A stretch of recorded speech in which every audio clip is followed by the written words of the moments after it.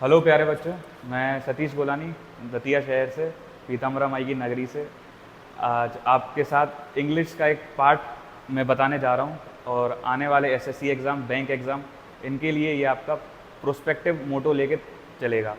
तो आज मैं आपको इंग्लिश का सबसे मेन पार्ट या इंग्लिश ग्रामर का सबसे मेन पार्ट वर्ब को डिफ़ाइन करने जा रहा हूँ। उसको ज़रा ध्यान से देखिए और समझिए।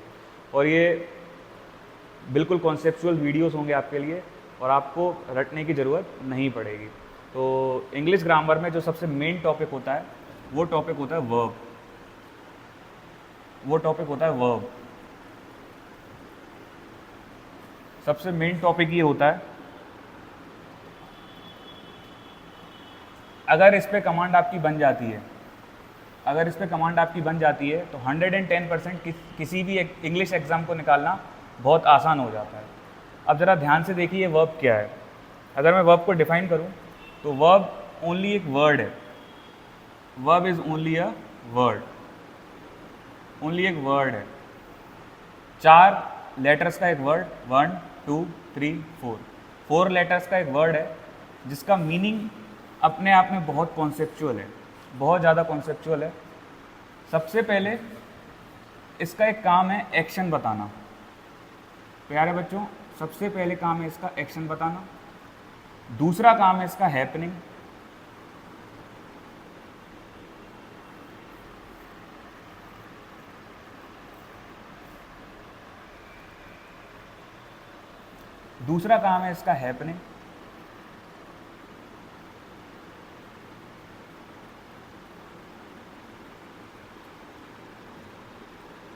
और तीसरा काम है इसका डूइंग। 3 काम ये आपको करके देता है। ध्यान से देख लीजिए, वर्ब एक वर्ड है, 4 लेटर्स का एक वर्ड होता है। इसके 3 काम है, एक्शन बताना, हैपनिंग एंड डूइंग। इन तीनों के अलावा और काम ये नहीं कर सकता। अगर इस पर आपकी कमांड बन गई तो इंग्लिश ग्रामर को समझना बहुत आसान हो जाएगा। अब जरा ध्यान से देखिए, इन तीनों के लिए मैं 3 सेंटेंस तैयार कर रहा हूं तो आपको समझने में आसानी होगी। ध्यान से देखिए जरा।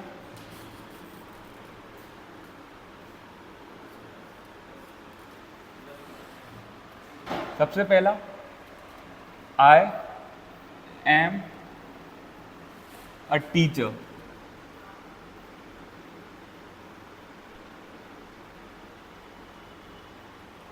Second,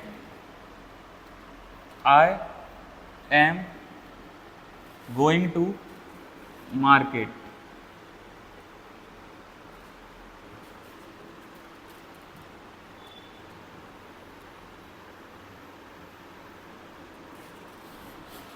The ice is melting.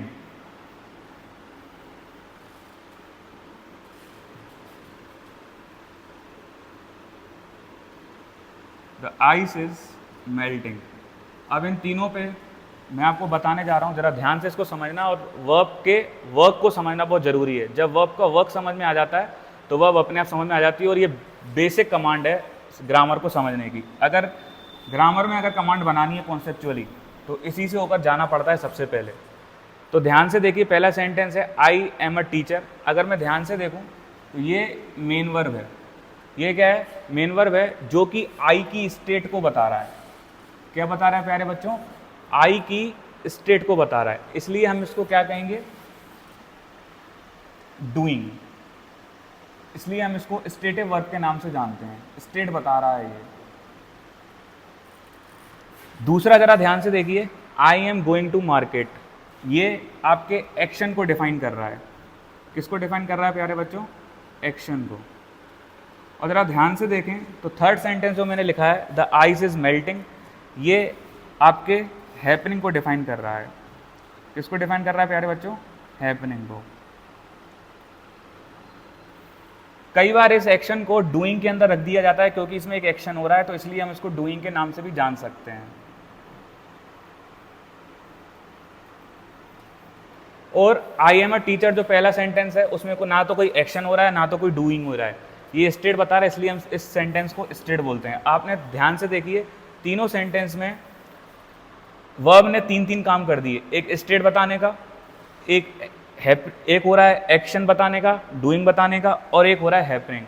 बस वर्ब के 3 ही काम है, स्टेट बताना, डूइंग और हैपनिंग। इस तरीके से वर्ब को आपको पढ़ना है।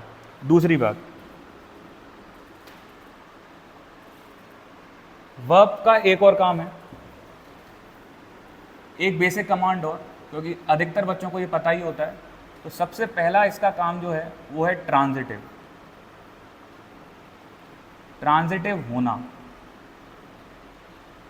और दूसरा है इंट्रांजिटिव। दूसरा वर्क है इसका इंट्रांजिटिव।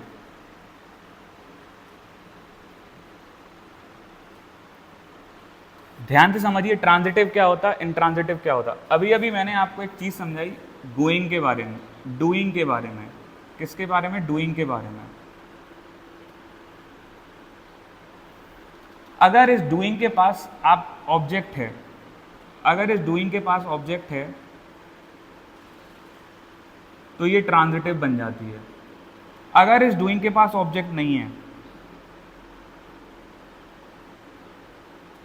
तो ये इंट्रांजिटिव बन जाती है। क्या बन जाती है प्यारे बच्चों? इंट्रांजिटिव। ऑब्जेक्ट है तो ट्रांजिटिव, ऑब्जेक्ट नहीं है तो इंट्रांजिटिव। 2 एग्जांपल से मैं आपको समझाऊंगा, जरा ध्यान से देखिए, और उसमें एक एरर भी दूंगा आपको मैं। जैसे Satish is eating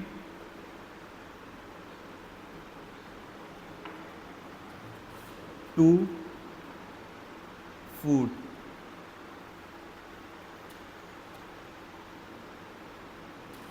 second, Satish is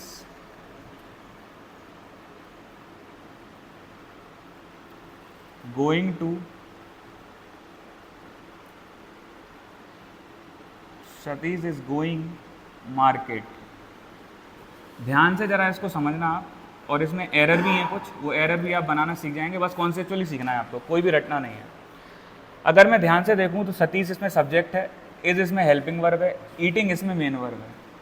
अब ईटिंग जो है वो डायरेक्ट ऑब्जेक्ट लेती है। सतीश इज ईटिंग व्हाट, क्या खाया सतीश ने? तो फूड। अब दैट बिकॉज ये ट्रांजिटिव वर्ब हो गई, तो ट्रांजिटिव वर्ब अपना ऑब्जेक्ट डायरेक्ट लेती है, तो इसीलिए इस फूड को इसका ऑब्जेक्ट बनाना पड़ेगा, तो इस टू को हटाना पड़ेगा। अब ये टू क्यों हटाया उसको जरा ध्यान से समझें। टू अपने आप में प्रिपोजिशन होता है, हालांकि इसके और भी वर्क हैं, लेकिन अभी आप ये समझिए कि ये प्रिपोजिशन है।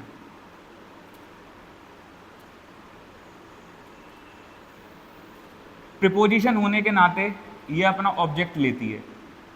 अगर हम इसको कॉन्सेप्चुअली देखें तो प्रिपोजिशन है, अपना ऑब्जेक्ट लेती है, तो ये जो फूड ऑब्जेक्ट होगा वो इस प्रिपोजिशन का माना जाएगा। दैट बिकॉज ईटिंग अपने आप में ट्रांजिटिव वर्ब है, ट्रांजिटिव वर्ब होने के नाते ये भी अपना ऑब्जेक्ट लेगी। अब ये ऑब्जेक्ट कंफ्यूज हो जाएगा कि हम प्रिपोजिशन का बने या वर्ब का बने, तो वर्ब का ऑब्जेक्ट होना बहुत जरूरी है, इसीलिए हम डायरेक्ट ऑब्जेक्ट इसका पकड़ लेंगे। और सबसे बढ़िया और मेन बात है कि इस ईटिंग के बाद आप वॉट की आवाज़ लगा के देखिए तो डायरेक्ट आपको आ जाएगी।